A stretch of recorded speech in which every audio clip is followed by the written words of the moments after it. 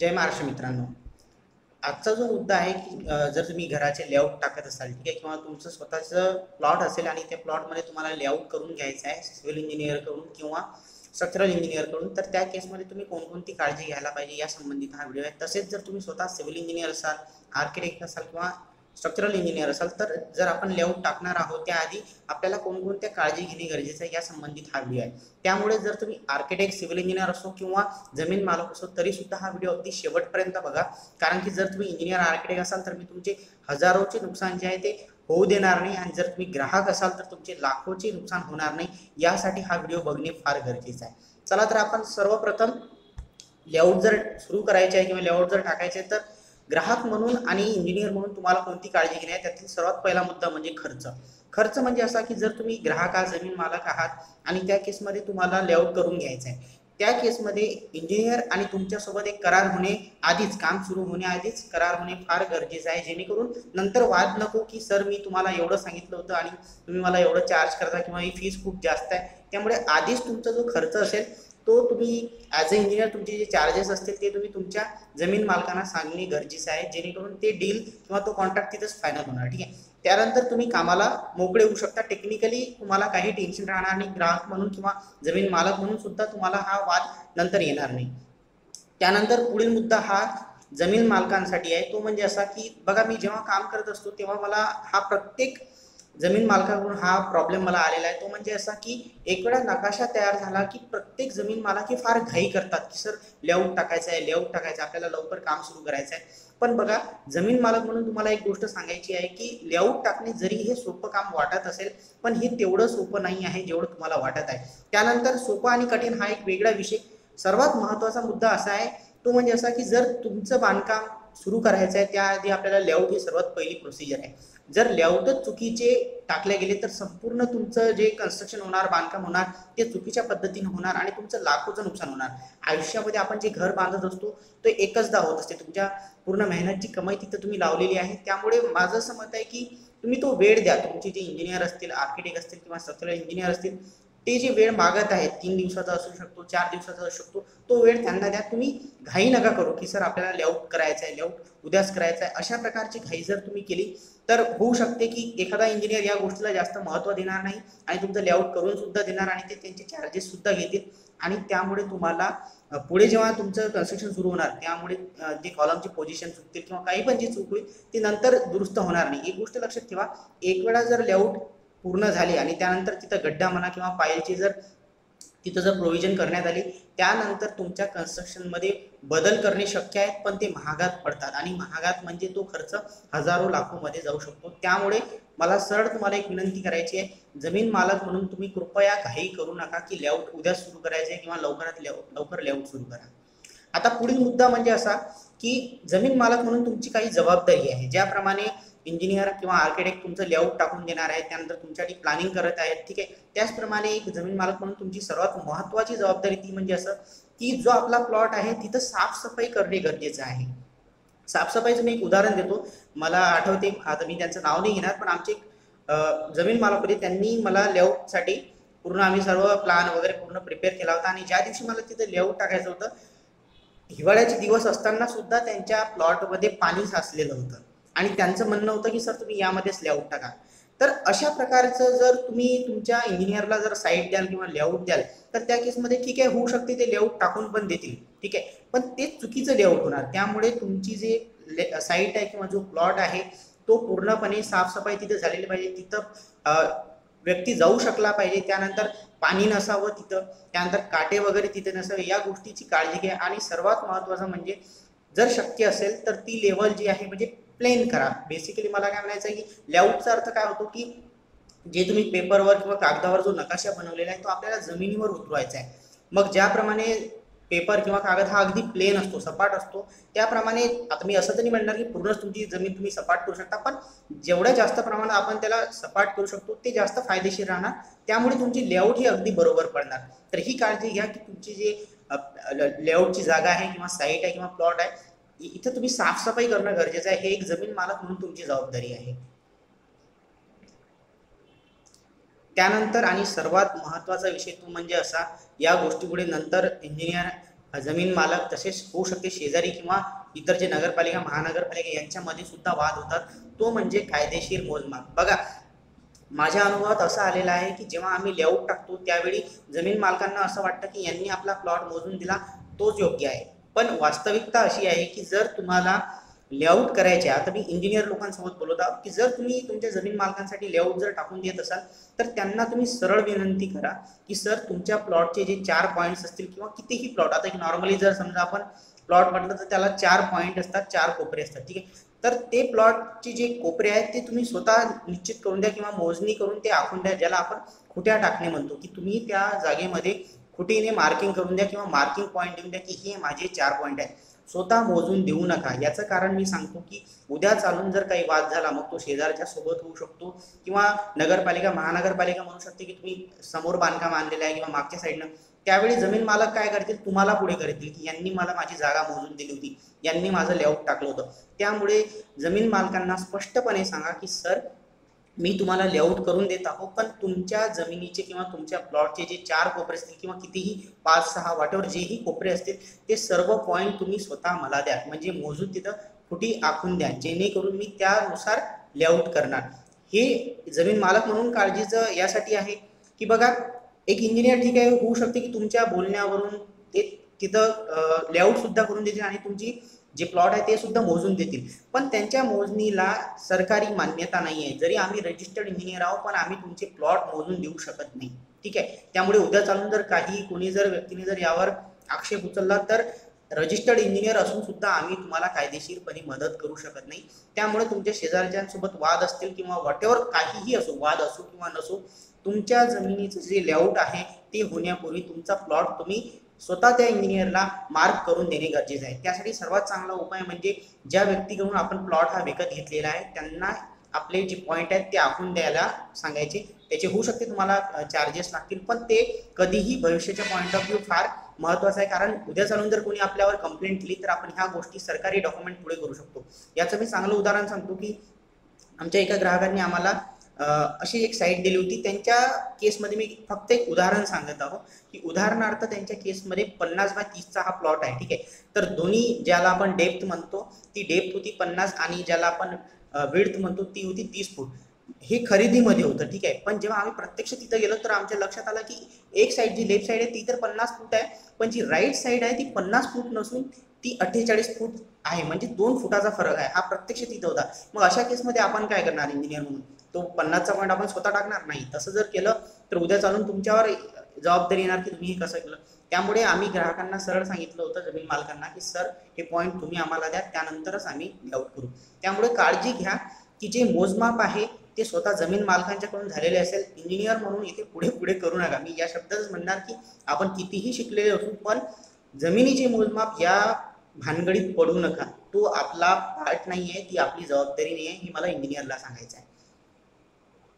आता पुढचा मुद्दा हा इंजिनियर आणि जमीन मालक या दोघांचे पॉईंट ऑफ व्ह्यू फार महत्त्वाचा आहे. जसं मी सांगितलं होतं की घाई करू नका.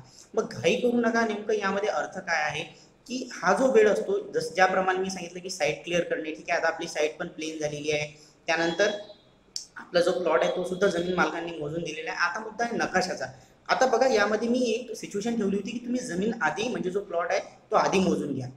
यामुळे तुमचा फायदा काय होणार की आता तुम्हाला ऍक्च्युअल मध्ये सर्व पॉईंटचे जे मार्किंग आहेत ते मिळाले, त्यांचे सर्व मेजरमेंट मिळालेले आहे. उदाहरणार्थ जे मी 50/30चं उदाहरण दिलं होतं तेच घेऊ की मला आता प्रत्यक्ष लक्षात आलं की एक साईड 50 आहे आणि एक त्यांची 48 आहे आणि बाकीचे वाटेवर जे मेजरमेंट आहेत ते मला मिळालेले आहे. यामुळे काय होणार की आता आपण नकाशा तयार करायला पाहिजे. आधीच तुमच्या खरेदीवरून तुम्ही नकाशा करणे हे अयोग्य होऊ शकते, कारण की नंतर जर त्या जागेवर काही बदल झाले, ज्याप्रमाणे आमच्या केसमध्ये झाले होते, मग तुम्हाला सर्व काम परत करावं लागेल. इंजिनियर म्हणून सर्व नकाशा वगैरे बनवावा लागेल. त्यापेक्षा ह्या सर्व गोष्टी आधी करा, त्यानंतर नकाशाला सुरुवात करा. आणि नकाशा सुरू करत असताना ह्या गोष्टी क्लिअर झाल्या. एक गोष्ट इंजिनियर म्हणून नेहमी लक्षात ठेवा की ठीक आहे आपण प्लॅनिंग करत आहोत, सर्व गोष्टी ह्या आपल्या आहेत, मात्र हा नकाशा आपण आपल्या जमीन मालकासाठी बनवत आहोत, ठीक आहे. त्यामुळे त्यांच्या ज्या इच्छा आहेत त्या पूर्ण होणे अपेक्षित आहे. तुम्ही फक्त तुमच्या मनाप्रमाणे प्लॅनिंग नाही करू शकत. हे झालं इंजिनियरसाठी. आता मला जमीन मालकांसोबत बोलायचं आहे की जेव्हा नकाशा तयार होत असेल त्यावेळी तुम्हाला कितीही अडचणी असतील की सर मला हे किचनची साईज पटत नाही आहे, हा दरवाजा इथं नको, मला पायऱ्या पटलेल्या नाही आहेत, हे वाटेवर जेही बदल असतील ते नकाशा बनवत असताना तुम्ही करा. कारण एक वेळा जर तुमच्यातून जर हा शब्द निघाला की हो हा नकाशा मला मान्य आहे, आता आपण पुढे जाऊ, असं म्हटल्याबरोबर इंजिनियर सरळ लेआउटची ड्रॉइंग बनवायला सुरुवात करतात. आणि एक वेळा जर लेआउटची ड्रॉइंग झाली आणि लेआउट जर तिथं जमिनीवर टाकल्या गेलं, त्यानंतर तुमचे काहीही अडचणी असतील की मला किचन मोठी पाहिजे होती, लहान पाहिजे होती, हे करू शकत नाही. कारण की एक वेळा गड्डे झाले तर त्यानंतर ते करणं फार खर्चिक आहे जमीन मालकासाठी. त्यामुळे मला जमीन मालकांना एक विनंती करायची की जेव्हा प्लॅनिंगची प्रोसिजर चालू असते, म्हणजेच काय नकाशा बनवणं सुरू असते की प्रत्यक्षपणे कसं आपण घर बांधणार आहोत, त्यावेळेस तुम्हाला हवे तेवढे बदल त्यामध्ये करून घ्या. मी स्वतःचं उदाहरण देतो. मी माझ्या एका जमीन मालकासाठी जवळपास 12 नकाशे दिले होते. मी तयार असतो हे सर्व करण्यासाठी फक्त लेआउटच्या आधी तुम्हाला मी म्हणतो 100 करेक्शन असतील मी करायला तयार आहो, पण एक वेळा लेआउटचा नकाशा माझा तयार झाला मग मी त्यामध्ये बदल करायला रेडी नसतो. कारण मी तुम्हाला 100 चान्स दिले होते. मी तुम्हाला सांगितलं होतं की अनलिमिटेड तुम्हाला चॉईस आहे, तुम्हाला जे बदल करायचे आहेत ते करा. पण एक वेळा नकाशा तयार झाला त्यानंतर बदल करणे म्हणजे लेआउट सुरू झालं त्यानंतर आम्ही काही करू शकत नाही. आणि हे टेक्निकल रिझन आहे. इथं म्हणजे असं कुठलंही असं आळस वगैरे नाही आहे. तुम्हीच विचार करू शकता की सर्व काम झालेले आहे आणि आता आपण लेआउट टाकणार आहोत किंवा लेआउट सुरू झालेलं आहे, तर आता वेळेवर जर बदल करतो म्हटलं तर मला परत जे 3 किंवा 4 दिवस गेले असतील ते परत मला लागतील. मग तुमची तयारी पाहिजे एक घर मालक किंवा जमीन मालक म्हणून की तेवढे दिवस थांबावं लागेल आणि ती जी फीज आहे इंजिनियरची ती परत द्यावी लागेल. त्यापेक्षा घाई करू नका. तुमच्या मनाप्रमाणे नकाशा बनवून घ्या. तो नकाशा बनवण्यासाठी मी खरंच सांगतो 1 महिना काय 1.5 महिना लागला तरीही चालेल. पण तो नकाशा असा करा की एक वेळा नकाशा तयार झाला की त्यामध्ये तुम्हाला बदल करण्याची इच्छा नसावी किंवा गरज नसावी. त्यानंतरच आपण पुढील स्टेपकडे जायचं, ही नेहमी काळजी घ्या. आता पुढील मुद्दा असा की नकाशा तयार करत असताना आपण सर्व बाबी बघत असतो, पण एक गोष्ट आपल्याकडून सुटू शकते जमीन मालकाकडून सुद्धा आणि इंजिनियरकडून सुद्धा, ती म्हणजे plinth level. Basically plinth height किती राहणार आहे. आता या गोष्टीचा विचार का करावा लागत आहे तो तुम्हाला पुढील पॉईंटमध्ये समजणार. पण प्लिंथ हा मुद्दा यासाठी गरजेचा आहे कारण जर आपण प्लिंथची हाईट जी ठरवत आहोत त्याप्रमाणे ऍक्च्युली आपल्याला समजणार की किती भरती त्या प्लिंथमध्ये लागणार आहे, त्यामुळे तिथं मटेरियल कसं आणायचं, या सर्व गोष्टीचा अभ्यास तेव्हाच होणार जेव्हा तुमची प्लिंथची हाईट कशी आहे. इव्हन प्लिंथ हाईटवरून हे सुद्धा ठरणार की तुमचा खर्च कमी होणार आहे की जास्त होणार आहे. त्यामुळे लेआउटच्या आधी तुम्ही प्लिंथ हाईट सुद्धा कन्फर्म करणे गरजेचं आहे, जेणेकरून ह्या ज्या नंतरच्या गोष्टी आहेत त्या डिझाईन रिलेटेड असू शकतात, खर्चाचे रिलेटेड असू शकतात, ह्या तुमच्या आधी क्लिअर होऊन जातील. त्यामुळे नकाशा तयार झाल्यानंतर किंवा मी म्हणणार की नकाशा तयार होत असतानाच तुम्ही प्लिंथ जी आहे ॲज अ इंजिनियर आणि एक जमीन मालक म्हणून ह्या गोष्टी ठरवून घ्या की आपली प्लिंथ किती राहणार आहे, तिथं पाणी साचते की नाही किंवा तिथं काय रोडची पोझिशन आहे, नवीन रस्ता बनणार आहे का, या सर्व गोष्टी बघून तुम्ही प्लिंथ ठरवा. कारण एक वेळा जर प्लिंथ पॉईंट ऑफ व्ह्यू कसं असते, जेव्हा आपण प्लिंथ ठरवतो तर त्याप्रमाणे डिझाईन सुद्धा चेंज होते. आता डिझाईन म्हणजे कोणती, तर आरसीसी डिझाईन. या मुद्द्यावर आता आपण डिटेलमध्ये बोलू. जसं मी सांगितलं की प्लिंथवर तुमची आरसीसी डिझाईन डिपेंड करते, पण नेमकं आरसीसी डिझाईनचा अर्थ काय. साध्या भाषेत जर सांगतो म्हटलं तर आरसीसी डिझाईन म्हणजे काय की तुमची जी जागा आहे, जे प्लॉट आहे, तिथं कशा प्रकारची माती आहे, कशा प्रकारचा तिथं पाया आहे, यावर अवलंबून असतो की आपण कशा प्रकारचा तिथं पाया घ्यायचा, कोणत्या टाईपचा पाया घ्यायचा, त्यामध्ये किती बार असतील, त्यानंतर कॉलमची साईज काय राहणार, कॉलमची पोझिशन काय राहणार, कॉलममध्ये किती बार राहणार, त्यानंतर स्टिरप्स मधील जे अंतर आहे. हे टेक्निकल शब्द आहेत, पण साध्या भाषेत मला असं म्हणायचं आहे की जी लोखंड म्हणतो आपण एक साध्या भाषेत, तर ते लोखंड कशा प्रकारे बांधल्या जाईल हे सर्व आरसीसी डिझाईन मध्ये ठरवले जाते. आणि आरसीसी डिझाईन ही फार गरजेची आहे जर तुम्हाला पैसे वाचवायचे असतील आणि त्यासोबत तुम्हाला तुमचे जे स्ट्रक्चर आहे किंवा कन्स्ट्रक्शन हे मजबूत करायचं असेल, त्याची लाईफ जे आहे आयुष्य जर वाढवायचं असेल तर. त्यामुळे हा निर्णय एक जमीन मालक म्हणून मी तुमच्यावर करतो की तुम्हाला आरसीसी करायचं आहे किंवा नाही.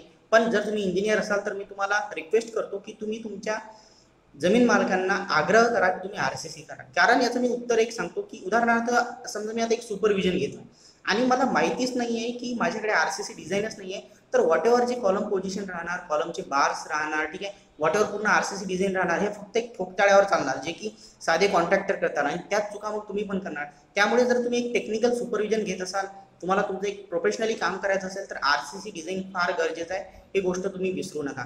म्हणून मी म्हणतो की प्लॅनिंग सुरू असतानाच प्लिंथ ठरवा, त्यानंतर म्हणजे नकाशा काढत असतानाच प्लिंथ ठरवा आणि आरसीसी सुद्धा ठरवा. कारण ऍक्च्युअल मध्ये जर बघितलं तर लेआउट ही पूर्णपणे डिपेंड करते आरसीसी वर. म्हणजे आरसीसी नुसारच समजते की आपल्याला गड्डा जो आहे हा 4x4चा येणार, 5x5चा येणार की 6x6चा येणार, त्यानंतर हा गड्डा 5 फूट खाली जाणार, 6 फूट खाली जाणार की नेमकं काय बदल होणार, हे सर्व आरसीसी नुसार ठरते. त्यामुळे आरसीसी करणं फार गरजेचं आहे, एक टेक्निकल पॉईंट बघितला तर. पण आता एक जमीन मालक म्हणून मी हा तुमच्यावर पॉईंट सांगतो की आरसीसी करायचं आहे किंवा नाही. पण जर करायचं असेल तर लक्षात ठेवा, आधी प्लॅनिंग, त्यानंतर तुमची प्लिंथ हाईट आणि आरसीसी हे स्टेप पूर्ण करणे फार गरजेचं आहे लेआउट सुरू करण्याआधी किंवा लेआउट टाकण्याआधी. ओके, आता मोस्ट ऑफ द गोष्टी आपल्या झालेल्या आहेत. ऍक्च्युली आता जर एक प्रत्यक्षपणे बघितलं तर प्रॅक्टिकली आता आपण लेआउट टाकायला रेडी आहोत. जमीन मालक म्हणून तुम्ही सुद्धा आता लेआउटसाठी रेडी आहात आणि इंजिनियर किंवा आर्किटेक्ट किंवा स्ट्रक्चरल इंजिनियर म्हणून तुम्ही सुद्धा आता लेआउट टाकू शकता. आता एक आर्किटेक्ट किंवा सिव्हिल इंजिनियर म्हणून तुमची जबाबदारी आहे की तुमची जे जमीन मालक आहेत त्यांना, उदाहरणार्थ उद्या समजा माझं लेआउट आहे, मला लेआउट करायचं आहे, तर मी फक्त साईटवर टेप घेऊन जाणार नाही. मला माझ्या जमीन मालकांना फोन करावा लागेल, त्यांना साहित्य द्यावं लागेल, साहित्याची लिस्ट द्यावी लागेल की आपल्याला उद्या लेआउट टाकायचं आहे, तर आपल्याला कॉलमनुसार एवढे तिथं खुट्या लागतील. ठीक आहे, बघा जर तुम्हाला खुट्या हा शब्द समजला नसेल तर कमेंट करा. आम्ही विदर्भातून येतो, त्यामुळे विदर्भामध्ये खुट्या हा फार शब्द प्रचलित आहे, त्यामुळे मी हा शब्द वापरतो. इंग्लिशमध्ये जर सांगतो म्हटलं तर वुडन पेग तुम्हाला तिथं लागतील. ठीक आहे, तर त्यानंतर दोरी लागणार, चुना लागणार. ठीक आहे, त्यानंतर ज्याला आपण खिळे म्हणतो, त्या वुडन पेगवर किंवा खुट्यांवर ठोकायला जे खिळे लागतील ते लागतील. असे वेगवेगळे साहित्य लागतील. त्याचप्रमाणे टेप जे आता ऍक्च्युअलमध्ये टेप ते काही आपण आपल्या जमीन मालकांना सांगत नाही. टेप जे असतात आपले ते आपण स्वतः, सर्वेचे टेप जे असतात ते आपण स्वतः इंजिनियर म्हणून स्वतः आणायचे आहेत. त्यानंतर चॉईस आहे तुमच्याकडे, तुम्हाला वाटत असेल तर तुम्ही तुमची स्वतःची टीम घेऊन जाऊ शकता किंवा तुम्ही जे जमीन मालक आहेत त्यांना सुद्धा सांगू शकता की दोन लोक आपल्याला लागतील, जेणेकरून कोणी टेप धरणार, कोणी चुना टाकणार. म्हणजेच काय की तिथे मॅन पॉवर किती लागणार किंवा किती लोक आपल्याला ते काम करण्यासाठी लागणार आहे, ही सर्व लिस्ट तुम्हाला देणं गरजेचं आहे. आता काही लोक म्हणू शकतात की सर हे काही जास्तच बारीक नाही झालं का? बघा, मी तुम्हाला सांगतो की हे जर तुम्ही तुमच्या जमीन मालकांना सांगितलं नाही तर अडचण काय होते, तुम्हाला स्टेप धरावा लागेल, तुम्हालाच चुन्याची आखणी करावी लागेल, किंवा ठीक आहे मालक जर चांगले असतील तर ते चुना तुम्हाला टाकू लागतील. पण ॲज अ इंजिनियर जेव्हा तुम्ही साईटवर जाता, इथं हा कोणता इगोचा विषय नाही आहे, पण एक साधी जबाबदारी आहे. इंजिनियर म्हणून तुम्हाला लेआउट टाकून नाही द्यायचं आहे, तुम्हाला चुना घेऊन ते टाकणे हे तुमच्याकडून अपेक्षित नाही आहे. इंजिनियर म्हणून तुमच्याकडून अपेक्षित आहे की तुम्ही जे वॉटेवर जे ऑफिस वर्क केलं होतं, जो नकाशा बनवला होता, त्याचप्रमाणे तुमचं लेआउट पडणं गरजेचं आहे. आणि हे तेव्हाच होणार ज्यावेळी तुमचे हात खाली राहतील आणि तुमचं दिमागामध्ये ती गोष्ट पूर्णपणे फिरत राहणार की मला काय करायचं आहे. तुम्हीच जर ते चुना टाकसाल, तुम्हीच जर ते ज्या कुठे त्या जर ठोकाल, तर या गोष्टीमध्ये तुमचा दिमाग त्या गोष्टीमध्ये राहणार आणि तुम्ही काम करू शकणार नाही. त्यामुळे थोडं प्रोफेशनली बिहेव करा. ही गोष्ट, हे ज्या जबाबदाऱ्या ह्या वाटून द्या, वॉटेवर जे लोक असतील त्यांच्याकडे ही जबाबदारी द्या. आणि त्यानंतर तुमच्याकडे काय फक्त की वॉटेवर जे पॉईंट आहेत ए टू बी आणि वॉटेवर जे काही पॉईंट असतील ते फिक्स करणे आणि टेक्निकली ते चेक करणे ही तुमची जबाबदारी आहे. त्यामुळे मी सांगत आहोत की ह्या ज्या बारीक गोष्टी आहेत याकडे लक्ष द्या आणि तुमच्या जमीन मालकांना ही पूर्ण साहित्याची लिस्ट लेआउटच्या 1 किंवा 2 दिवस आधी द्या, जेणेकरून ते तयार असतील. आणि सर्वात महत्त्वाचा विषय, हे सर्व झाल्यानंतर जमीन मालक तुम्हाला नेहमी जेव्हा तुमचं प्लॅनिंग सुरू असेल किंवा इव्हन प्लॅनिंग झालं असेल तर एक त्यांचा प्रश्न राहणार, जो मी आधीच म्हटलं होता की सर आपण उद्या लेआउट टाकू, हे तुम्हाला हे विचारतीलच. तुम्ही फक्त त्यांना एकच प्रश्न विचारायचा, तो म्हणजे हा की लेआउटसाठी आपली जागा रेडी आहे का? रेडी आहे का म्हणजे जे मी पॉईंट सांगितले होते की साईटची साफसफाई झालेली पाहिजे, त्यानंतर तिथं त्या जे मोजणी असेल, सरकारी मोजणी असेल किंवा जे कायदेप्रमाणे जी त्यांची जी जागा असेल ती मोजून तिथं त्यांचे जे कॉर्नर आहेत ते फिक्स झालेले आहेत का? त्यानंतर त्यांचं प्लॅनिंग फिक्स आहे का? ठीक आहे, कारण की कसं असते कधी कधी क्लायंटचं वेळेवर सुद्धा चेंज होऊ शकतं की मला हे बदल करायचा आहे. या सर्व गोष्टी जेव्हा तुमचे फिक्स असतील, तुमचं जर आरसीसी डिझाईनचं जर फिक्स झालं असेल तर आरसीसी डिझाईन फायनल झालेली आहे की या सर्व गोष्टी तुम्ही एक वेळा तुमच्या जमीन मालकांना विचारा. जेव्हा त्यांच्याकडून या सर्व प्रश्नासाठी उत्तर मिळेल हो, तेव्हाच तुम्ही लेआउट टाका. अदरवाईज सिव्हिल इंजिनियर म्हणून तुम्ही चूक करू नका की तिथे जायचं आणि काही पण लेआउट टाकून द्यायचं. कारण की तुम्ही जर चुकीचं लेआउट टाकलं तर तेच जमीन मालक जे इतक्या दिवस तुम्हाला डोक्यावर घेऊन फिरत होते तेच तुमचं नाव बदनाम करतील की या सिव्हिल इंजिनियरला काही समजत नाही, काही फक्त म्हणायला सिव्हिल इंजिनियर. त्यामुळे या गोष्टीची काळजी घ्या की सर्व गोष्टी जेव्हा तयार असतील तेव्हाच आपल्याला लेआउट टाकायला जायचं आहे. शेवटचा आणि महत्त्वाची विनंती ती आहे जमीन मालकासाठी, ती म्हणजे असं की कृपया एवढं सर्व आपण आजपर्यंत केलेलं आहे तर आता जास्त काम त्याला करू द्या. कारण की मला अनुभव आहे, मी जेव्हा एक लेआउट टाकायला गेलो होतो तर ते जमीन मालक अक्षरशः मी टेप लावल्यानंतर परत टेप लावत होते. ठीक आहे, याचा अर्थ काय की 2 गोष्टी होतात. एक तर असा की तुमचा माझ्यावर भरोसा नाही, तोही कधी नाही जेव्हा तुम्ही मला एवढे पैसे दिलेले आहेत माझ्यासोबत, मी जवळपास महिनाभर आपण त्या प्लॅनवर काम केलेलं आहे. त्यानंतर तुम्ही जर असं कराल तर एक जो प्रोफेशनल जो असतो तो इगो म्हणा किंवा वॉटेवर जे काही म्हणा, तो त्या समोरच्याचा जो तिथं इगो हर्ट होणं म्हणतो तर होऊ शकतं की त्यामुळे त्या व्यक्तीला ती गोष्ट वाईट वाटणार त्या सिव्हिल इंजिनियरला. आणि दुसरा मुद्दा म्हणजे असा की जर हे तुम्हालाच मोजायचं होतं तर तुम्ही सिव्हिल इंजिनियरला पैसे कशाला दिले? म्हणजे मला असं म्हणायचं आहे की तुम्ही पैसे दिलेले आहेत, तुम्ही जबाबदारी दिलेली आहे, तर आता ज्याचं काम त्या व्यक्तीला करू द्या. उगाच मध्ये मध्ये करू नका. मी खरंच हा स्पष्ट शब्द इथं सांगत आहो की उगाच त्या सिव्हिल इंजिनियर किंवा आर्किटेक्ट किंवा स्ट्रक्चरल इंजिनियरच्या मध्ये मध्ये करू नका. कारण की एक साधं उदाहरण देतो की उदाहरणार्थ जर आई जर स्वयंपाक करत आहे आणि त्यामध्ये जर तुम्ही मध्ये मध्ये कराल, त्या आईला कितीही चांगला स्वयंपाक येत असेल पण तुमच्या मध्ये मध्ये करण्यामुळे तो स्वयंपाक बिघडून जाणार. अशातलाच प्रकार हा आहे की तुम्ही डॉक्टरला डिस्टर्ब कराल तर ते ऑपरेशन चुकणार आणि मग तुम्ही डॉक्टरला म्हणू शकत नाही की तुमच्यामुळे झालं. सो या गोष्टीची काळजी घ्या की प्रोफेशनल काम आहे. तुम्हाला जरी सोपं वाटत असेल जमीन मालक, पण एक आमच्या point of view, technical point of view फार बारीक आणि जबाबदारीचं काम आहे. कारण की एक वेळा जर लेआउट चुकलं तर तुमचं लाखोचं नुकसान आहे आणि आमचं तर बरं करिअरच बर्बाद होऊ शकते. कारण की त्यामध्ये आमची सरळ बदनामी होते की कोणत्या व्यक्तीने हे लेआउट टाकलं. सो प्लीज ज्या ज्या व्यक्तीचं काम तो करत आहे त्याला त्या पद्धतीनं करू द्या. तुमच्याकडे वेळ होता प्लॅनिंगच्या वेळेस की त्यामध्ये काय बदल करायचे होते, वॉटेवर जो वेळ होता तो तुम्ही तेव्हा त्या व्यक्तीला ठोका की मला हे बदल करायचे आहे. एक वेळा सर्व गोष्टी झाल्यानंतर लेआउट पडताना शांतपणे बसून राहा. हेच एक योग्य मार्ग राहणार जर तुम्हाला तो लेआउट सक्सेसफुली तुमच्या साईटवर जर टाकून घ्यायचे असेल तर. आय होप की या व्हिडिओमधून तुम्हाला मदत झाली असेल आणि जे बारीक पॉईंट असतील ते तुम्हाला नक्कीच समजले असतील. काही चुकीचे शब्द माझ्याकडून निघाले असतील तर मी तुम्हाला माफी मागतो. पण एक माझ्या अनुभवातून ज्या सर्व गोष्टी होत्या त्या मला सांगणं होतं आणि मी खरं सांगू का की मी हा व्हिडिओ बनवणार नव्हतो. पण आज परत एक आमची जे क्लायंट आहेत त्यांना परत ह्याच अडचणी होत्या तेव्हा मला एक गोष्ट समजली की लोकांना बहुतेक लेआउट हा जो मुद्दा आहे हा एकतर फार सोपा वाटतो किंवा त्यांना याबद्दल माहिती नाही आहे. त्यामुळे माझं एक मला असं वाटलं की मी पण जेव्हा काम करणार त्यामुळे मी आता प्रत्येक माझे जे जमीन मालक राहतील त्यांना मी हा व्हिडिओ देणार लेआउटच्या आधी की आपल्याला लेआउट कसं करायचं आहे. तुम्ही पण इंजिनियर म्हणून हा जो व्हिडिओ आहे हा तुमच्या जमीन मालकांसोबत शेअर करू शकता आणि तुम्ही स्वतः जर जमीन मालक असाल तर ह्या सर्व गोष्टीबद्दल खरंच प्रॅक्टिकलपणे विचार करा की हे काम जेवढं दिसत आहे तेवढं सोपं नाही आहे आणि ज्या व्यक्तीचं आहे त्या व्यक्तीला करू द्या.